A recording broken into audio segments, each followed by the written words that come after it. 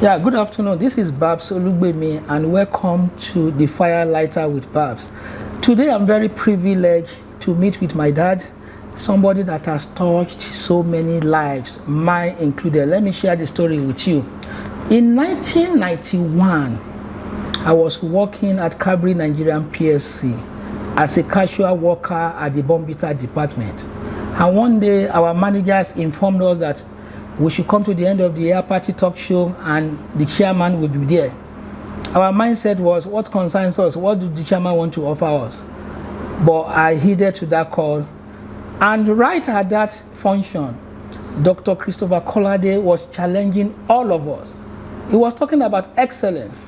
He was telling us not to settle down at our comfort zone, but to get educated. He said, according to him, education is key and we unlock so many possibilities. I took that word. I got the necessary education and my life never remained the same. Today, I have the privilege to visit and interview Dr. Kolade. Doctor, thank you for having me. Thank you very much for coming. Thank you. And thank you for the story you have told. We praise God that we can tell good stories. Thank you, Doctor. Yeah. I want to ask Doctor just 3 questions. Number 1, how do we recover our values? I remember you, Elder Felix Oyiwere, and a couple of others were corporate icons, left the stage when the ovation was loud. You mentored people, you invested in people, but the reverse is the case now. So how do we recover our values system? Well, it is important for us to remember that there's always a significance of time and context. Mm-hmm. Time we have no control over. Mm-hmm. Context develops from time to time. So we as people find ourselves at a certain time in a certain context.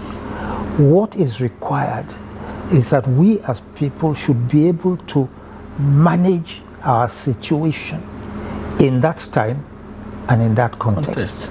It will be different from what the previous people did. And it's going to be different from what the future people will do. Mm-hmm. But our own time and context is important. Now, the thing is, those who did it before us have something to teach us. Exactly. Because they have experience. So if we're going to do well, we should understand their experience and learn from it. Then we have our own experience. And we must put together something that people coming in future can also learn from. That is how humanity grows over time. So that's really the explanation.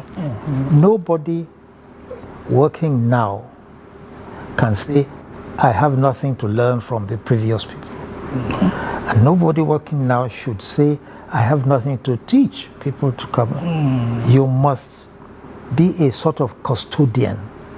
You've inherited something, don't let it drop. Don't let it deteriorate in your own time. Let it develop for the future. Thank you, Daddy. Thank you. My next question is this. Right from the early stage of your career, you've taken developing others as a primary responsibility. You've invested in so many people. And today, they are doing very well. How fulfilled are you that you have taken that choice to invest in others more than any other thing else? Well, it was the grace of God. Thank you, sir.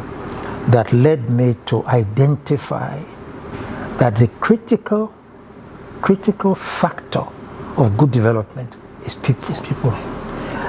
Because, you see, times will change, things will develop, but those people living at a certain time are the ones to deal with the issues of that time.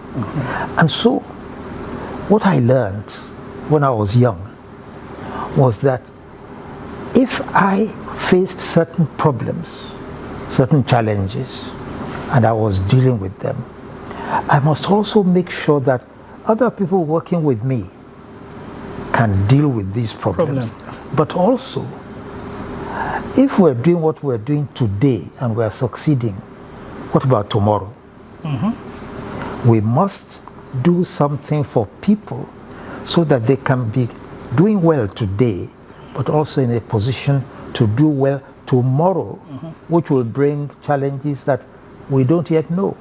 That is why we must concentrate on people. People are the ones that go from time to time to time, but they develop, and they must develop in such a way that they can handle their own time. So how fulfilled I am? By the grace of God, I'm very fulfilled. Thank you, sir. It started when I was a secondary school teacher, and there are some boys that I taught in school who have gone much higher than myself. Then when I went into worked in broadcasting, in education, in business, I could see that people were the factor. But finally, there was one important thing that I learned. You see, money, material, those things, you can quantify them. If I put down 20 pounds, you know that it is 20 pounds. And there is nothing you can do to it to make it 28 pounds or 40 pounds. But look at a person. When a person comes, you think you know this person. But this person also has the capacity to think, to create, to look at new things, and possibly to innovate. Innovation is the point. It's the point, yeah. Now, therefore, that person is more than who he is today. If you help that person to develop, the future is without limit. So that's why I am very fulfilled that those that came through me are now huge people of their own, but they come back and they point to me and say, we learned something from you. Yeah. Yes. Okay, thank you, Daddy. I'm going to take my last question from your comments. I listened to you carefully, and you said when you make mistake, you want to teach people around you not to make that mistake. That's leadership vulnerability. But in this dispensation, we see leaders that will come and share stories of how they've made it, how they became superstar, without really sharing the story of their failures, so that people could learn. And in leadership, people learn from your mistake more than they learn from your success. So what advice will you give leaders of today on sharing their vulnerability to people, so that people will see leadership not as a superstar stuff, but as a normal day activity that we need to learn, make mistakes, and correct our mistakes? You know, a lot of people don't understand that to make a mistake means two things. Okay, sir. First of all, you did something. You attempted something. Maybe you did not know exactly what you were going to do, but you tried something. It is very important for us to try something. If you lean back and you say, I won't try, then you won't achieve anything. But a mistake is an opportunity. A mistake is an opportunity. Is an opportunity because you've tried something, it didn't work out. Now you know that that particular thing in that particular situation will not work out. So what happens? If you meet the same situation tomorrow, you are going to find a different answer. You have learned something.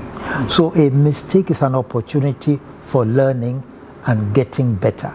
And I read something long ago which sunk in my mind, and it said that if I make a mistake today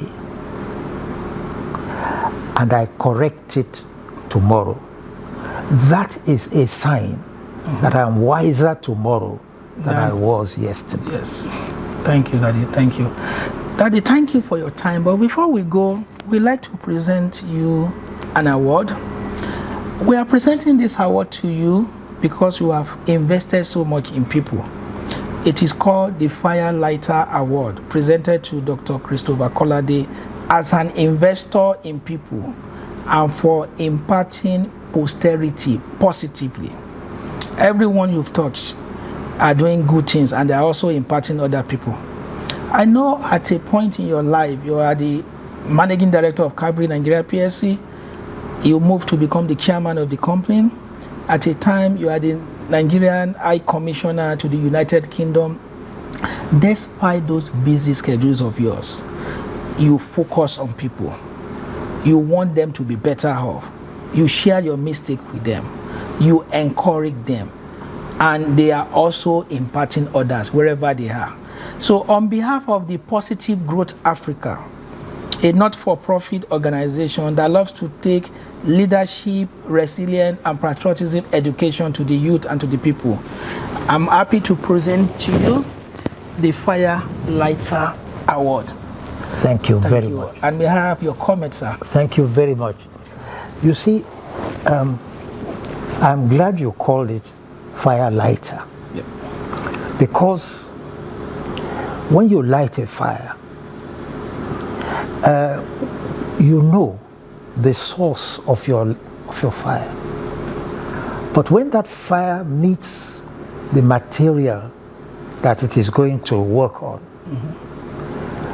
what results is not just what the fire went with, but also what was contained in that material. That material, yeah. So when you are lighting fire, especially in people, it's important to remember that you know what you want to give people, but you have no idea what those people themselves can do. That's a good perspective. There's another saying I will share with you. Yes, sir.